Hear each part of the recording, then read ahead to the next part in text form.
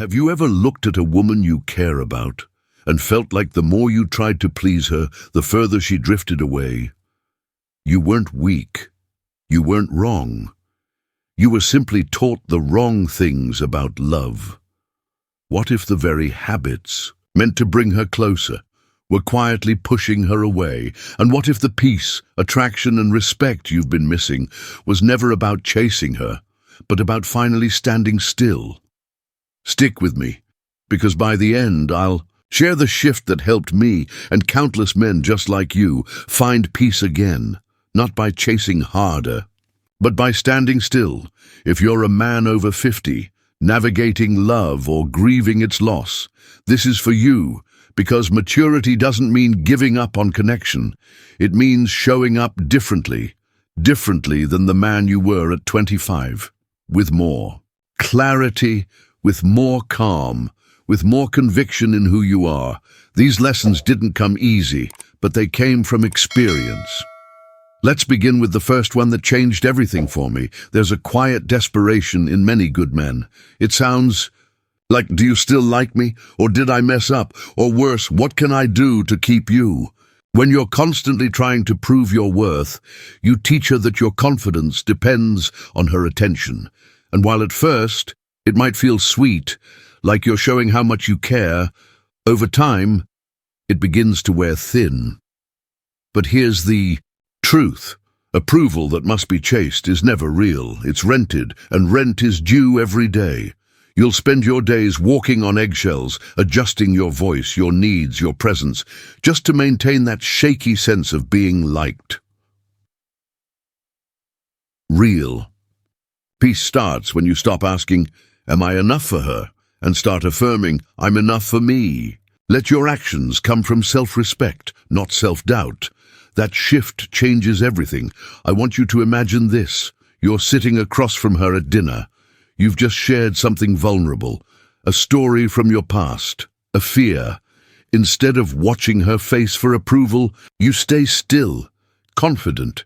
Not because you're sure she'll love it, but because you've made peace with who you are. That's magnetic. When you chase validation, you give away the most valuable energy you have, your presence. She doesn't need a man who folds at every emotional breeze. She needs a man who knows his worth, who gives affection freely but not out of insecurity. There's a dignity in standing firm, not distant, not cold, but centered.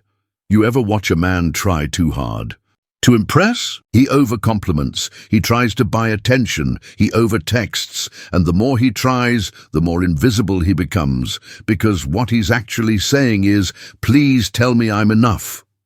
But a grounded man doesn't need applause to feel powerful. His power comes from within, and that power, that stillness, is what attracts a woman more than any bouquet of flowers or text paragraph ever could. Before we move on, I'd love to hear from you. Have you ever caught yourself chasing her approval? Maybe without even realizing it. Share it in the comments below. You're not alone.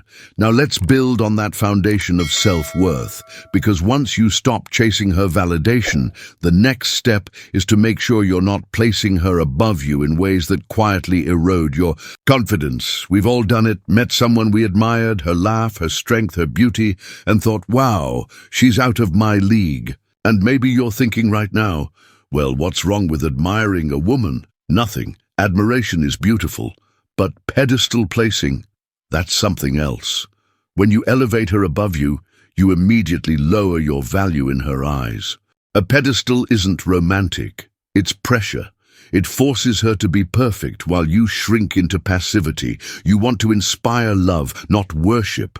And the only way to do that is to meet her eye to eye, not from below. Respect her, honor her, but never forget your own worth in the process. Think about it.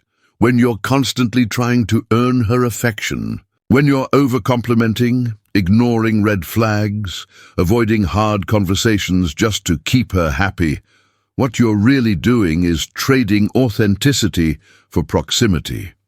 And here's the twist.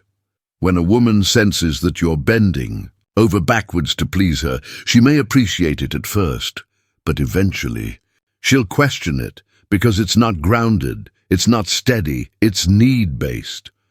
Real attraction doesn't come from giving her everything. It comes from being everything that already exists within you. Purposeful, peaceful, real.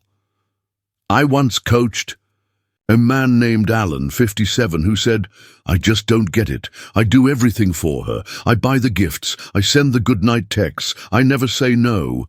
And still, she seems distant." What Alan didn't realize is he'd placed her so high on a pedestal that she felt like she couldn't just be herself around him. She didn't need a fan. She needed a partner. The next time you're tempted to impress, stop. Just be. Has this ever been your story too?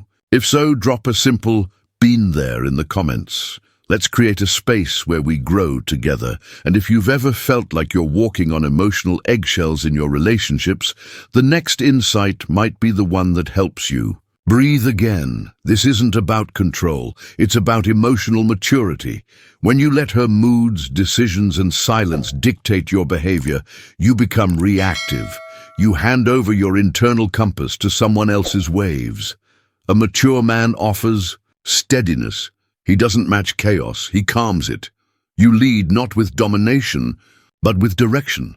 She may test your boundaries, she may even pull away to see what you'll do, but your job is not to follow every emotional shift.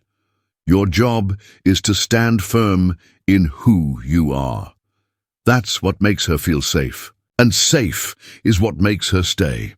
Let's be honest, relationships come with emotion. There will be miscommunication, there will be bad days, there will be silence, irritation, disagreement, but your response to her emotion is where the relationship either grows or unravels. Do you get defensive when she pulls back? Do you flood her with messages when she's quiet? Or do you breathe, center yourself, and respond with calm and clarity? Imagine a storm. She's the wind, the water, beautiful, unpredictable. And you? You're the shoreline, steady, constant, not in denial of her waves, but not swallowed by them either. That's the kind of presence that keeps a relationship grounded. That's emotional leadership. You don't need to have all the answers. You don't need to fix everything. You just need to be the kind of man who knows how to remain present even when things get messy. Have you ever noticed a moment where staying calm shifted everything in your relationship? Share that insight. It might be the reminder another man here needs today. And while learning to hold steady is key, sometimes the strongest move isn't staying still. It's knowing when to walk away. Here's a hard truth. Love without boundaries isn't love. It's longing. Many men stay too long, tolerate too much, and end up resenting the very person they tried to please. The ability to walk away doesn't mean you don't care. It means you care about yourself too. If the connection is no longer mutual, if your needs are dismissed, your peace is disturbed, and you're walking on eggshells, you owe it to yourself to release it. You don't have to leave angry. You don't have to explain 100 reasons why. Just quietly choose peace. A woman who respects you will never want to keep you where you're not respected. Let's talk about fear.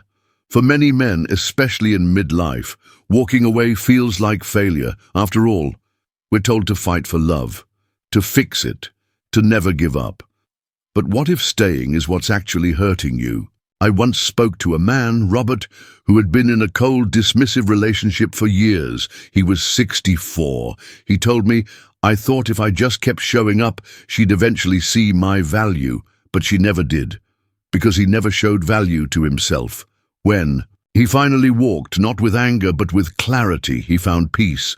It didn't happen overnight, but with each passing day, he became more himself, more alive. And maybe that's what walking away really is, not leaving her, but returning to you.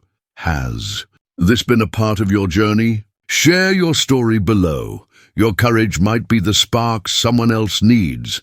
And now let's take it one step deeper, because beyond walking away, there's something even harder: holding on to yourself while someone else asks you to shrink. Sometimes The desire to make it work becomes a trap. You adjust your schedule, your values, your voice, all to avoid losing her. But the second you abandon yourself, you've already lost what made you lovable in the first place. The version of you that attracted her, the man with passion, purpose, and presence, he didn't come from fear. He came from fullness. So don't dim your light to keep her around. If the real you makes her leave, let her. Because the right woman won't ask you to shrink. She'll ask you to rise. You are not meant to fold to fit. You're meant to stand tall and invite someone to meet you there. If you found yourself anxious in a relationship, constantly wondering, is she pulling away? It's time to ask, am I still being myself? Too many men morph to match a woman's preferences and then wonder why the relationship feels hollow. You don't need to become what she wants. You need to become fully who you are. Because the right person doesn't need you to change. They need you to be real. If you've ever felt yourself fading just to keep someone near, what helped you come back to yourself? Share it in the comments. Your story might be the light someone else needs to find their way home. And if this message touched something real in you, drop just one word below. Grounded. That's our signal here. A quiet reminder that peace is a choice you can come back to every single day. And if you want more emotional wisdom, tools for connection and guidance through this next chapter of life, stick around. Subscribe to Smart Advice 50. We're walking this road together. You're not behind, you're not broken, you're just beginning to rise.